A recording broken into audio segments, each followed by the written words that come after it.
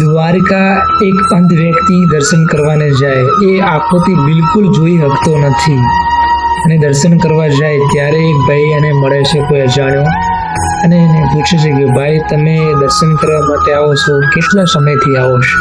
ત્યારે એ અંધ વ્યક્તિ એને જવાબ આપે છે કે ભાઈ હું 32 વર્ષથી આવું છું.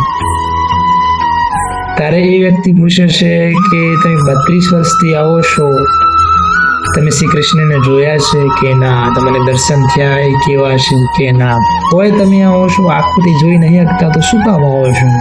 ત્યારે એ અંધ વ્યક્તિ એમ કહે છે, ભલા માણસ, આ મને એટલા માટે વાત કહેવાનો મોકો મળ્યો છે અને હું તમને કહું છું, મને ગમતી અને અંદર છુપી ગયેલી વાત છે ભલા માણસ, કારણ કે તમારામાં એક રૂવાટું ઊભું થઈ જાય એવી વાત છે અને સત્ય હકીકત છે. આ પ્રેક્ટિકલ આ દ્રશ્ય જ્યારે થયું છે ને ત્યારે કેવું થયું હશે, તમે ખાલી આની આ વાત સાંભળો ભલા માણસ.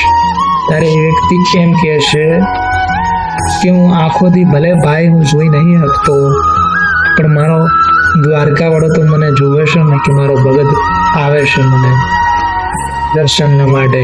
તો ભલા માણસ એ વ્યક્તિને ભલે આ દુનિયાને જોઈ શકતો નથી, આપણે એકવાર ખાલી આંખો બંધ કરી નાખો છો ને તો આપણે અંધારો થઈ જાય છે.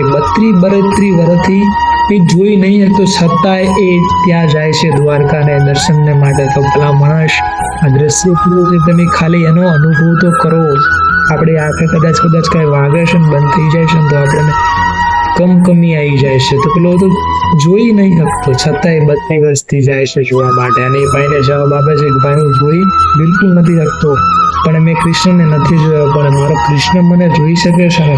બસ આ જ વાત આપણામાં હોવી જોઈએ ભલા માણસ. ભલે આપણે આખું તો ભગવાને આપણને આપી છે, પણ આપણા માટે વિશ્વાસ હોવો એ બહુ મહત્વનું છે. હે કૃષ્ણ, રાધે રાધે.